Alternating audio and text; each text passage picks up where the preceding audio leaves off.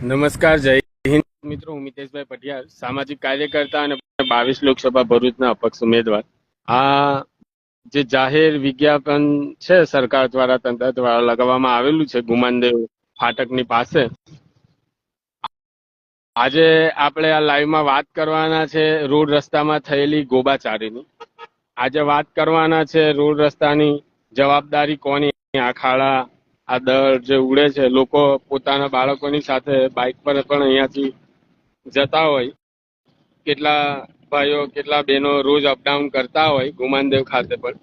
અને હવે તો શ્રાવણ મહિનો ચાલુ થયો છે, એટલે ગુમાનદેવ મંદિરના જેટલા પણ શ્રદ્ધાળુઓ છે એ તેમના મુજબ અવર જવર કરશે. એવા સમયની અંદર તંત્ર દ્વારા આ રસ્તાનું કામગીરી, આ કંપની છે ઈજાદારનું નામ છે મિલન રોડ બિલ્ટેક એલપી, આ કામની માલિકી જાહેર જનતાની છે. કામમાં કોઈ પણ જાતની થતી કે અનિયતિ જણાય તો તે સંબંધી કાર્યપાલ એન્જિનિયર શ્રી ભરૂચ માર્ગ અને મકાન વિભાગ ગાયત્રી નગર ભરૂચની કચેરીએ ધ્યાન દોરવા વિનંતી લખેલું છે. નમસ્કાર મિત્રો, હું મિતેશભાઈ પટિયાર, સામાજિક કાર્યકર્તા અને 22 લોકસભા ભરૂચ ના ઉમેદવાર. આ રસ્તો આપણે જોઈ રહેલા છે. અવારનવાર ગુમાનદેવ થી લઈને આપણે જોયું ઉમરલા સુધીના રસ્તાનું સમારકામ, હમણાં જ લાખો રૂપિયા કરોડો રૂપિયા એ રસ્તાના સમારકામમાં જોડાયા. છતાંય 2 મહિના આ રસ્તો ટક્યો નથી અને આ રસ્તાની જે હાલત છે એ હાલત આજે કોઈનાથી છુપાયેલી નથી. આ રસ્તાની હાલતના જવાબદાર કોણ? પહેલા માર્ગ અને મકાન વિભાગ છે. તો માર્ગ અને મકાન વિભાગે અહીંયા જાહેરાત તો કરી દીધી, બોર્ડ તો મારી દીધું, પણ માર્ગ અને મકાનના જે વિભાગના અધિકારીઓ છે એ પણ આ જ રસ્તેથી ઘણીવાર અવાર જવાર કરે છે. તો લોકોની કમ્પ્લેનની રાહ શા માટે? તમારું કામ શું? સરકાર તમને પગાર શા માટે આપે છે સાહેબ?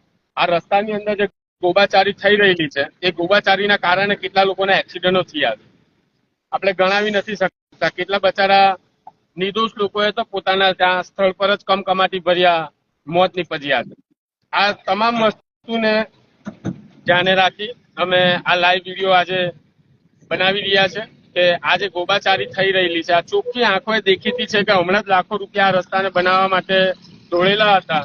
મુખ્ય કોન્ટ્રાક્ટરે કામ ના કર્યું એટલે પેટા કોન્ટ્રાક્ટર 4 ભાગની અંદર આ રસ્તાનું કામ એ લોકોને કરવા માટે આપ્યું અને આજે છતાં પણ આ રસ્તાની ક્વોલિટી અને ગુણવત્તા જે છે તે આપ લોકોની સામે છે.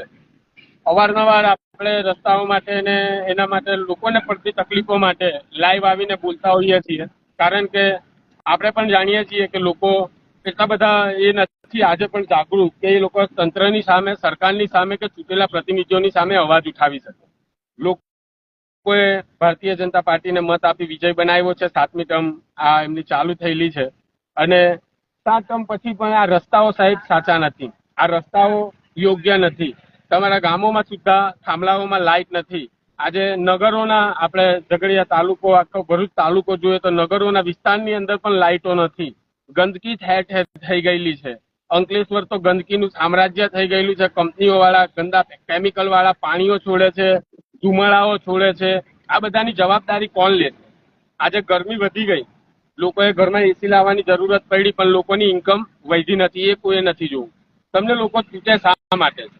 જાહેર જીવનની અંદર જનતાને પડતી જે સમસ્યાઓ છે, જેમ કે રોડ, રસ્તા, પાણી અને બીજી અન્ય રોજગારી જેવી સુવિધાઓ તમે એમને અપાવી શકો. 7 ટર્મથી તમે સાંસદ ચૂંટાયા,